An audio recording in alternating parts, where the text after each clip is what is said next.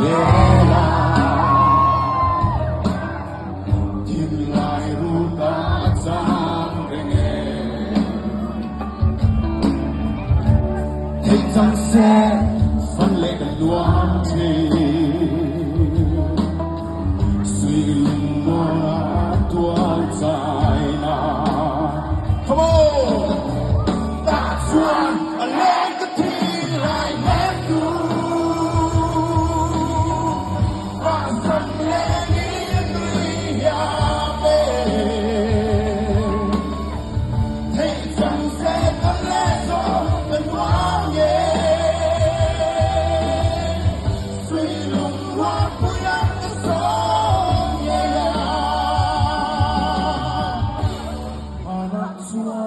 Suy lùng buồn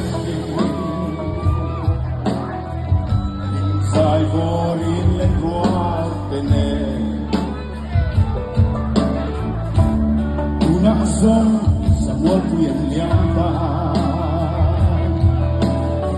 suốt đi em tin mong về anh mơ that's why I like the things like that too.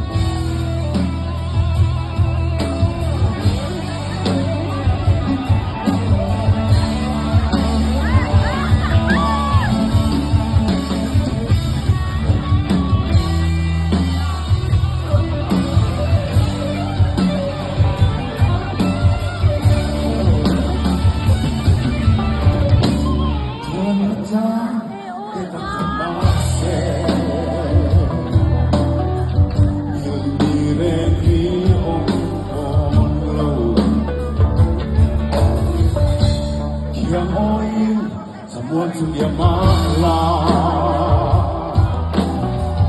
you know the